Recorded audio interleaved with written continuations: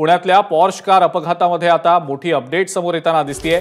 अल्पवयीन आरोपीला जामीन दिल्यानंतर कुठल्या प्रकारची कस्टडी दिली असा सवाल हायकोर्टाने केलाय।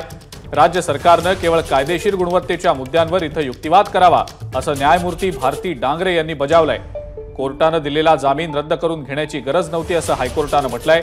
जामीन दिलेल्या व्यक्तीला पुन्हा कोठडीत टाकलं नाही हे सिद्ध करा असा थेट सवाल सरकारला हायकोर्टाने केलेला आहे।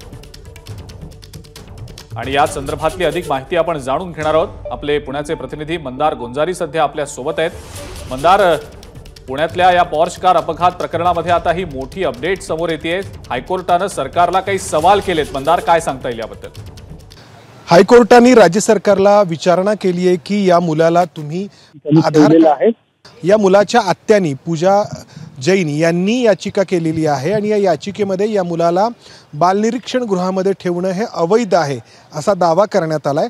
दुसरीकडे राज्य सरकारच्या वतीने राज्य सरकारचे वकील हे न्यायालयाला उच्च न्यायालयाला हे सांगण्याचा प्रयत्न करतायत की या मुलाचे आई वडील आजोबा आणि इतर नातेवाईक देखील तुरुंगामध्ये आहेत आणि याची काळजी घेण्यासाठी कोणीही बाहेर नाही।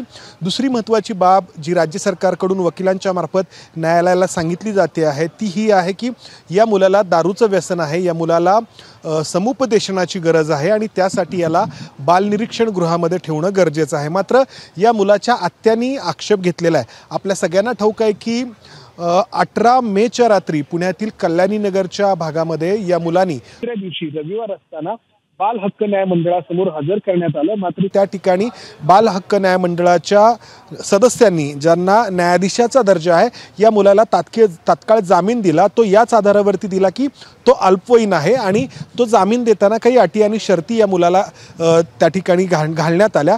त्यावरून मोठा गदारोळ उठला। त्यानंतर पुणे पोलिसांनी मुलाचा ताबा घेतला आणि या मुलाला तेव्हापासून पुण्यातील येरवडा भागातील बाल हक्क न्याय मंडळामध्ये ठेवण्यात आलेला आहे आणि त्याची जी तिथली कोठडी आहे ती 2 वेळा आतापर्यंत वाढवण्यात आली आहे। आता 25 जूनपर्यंत आत्ता त्याला कोठडी सुनावण्यात आली आणि पुणे पोलीस ते आणखी वाढवण्याचा प्रयत्न करतायत असा या मुलाच्या नातेवाईकांचा, आत्याचा आणि आत्यांनी दिलेल्या वकिलांचा दावा आहे आणि त्यामुळे या मुलाची सुटका व्हावी यासाठी हा युक्तिवाद सुरू आहे। अर्थातच न्यायालय, उच्च न्यायालय याबाबत काय निर्णय देतं हे पाहावं लागेल। अजिंक्य, मंदार, धन्यवाद। सविस्तर माहिती आपण दिलीत त्याबद्दल। आता हायकोर्ट नेमका या प्रकरणी काय निकाल देतं हे पाहणं महत्त्वाचं असेल। एबीपी माझा, उघडा डोळे बघा नीट।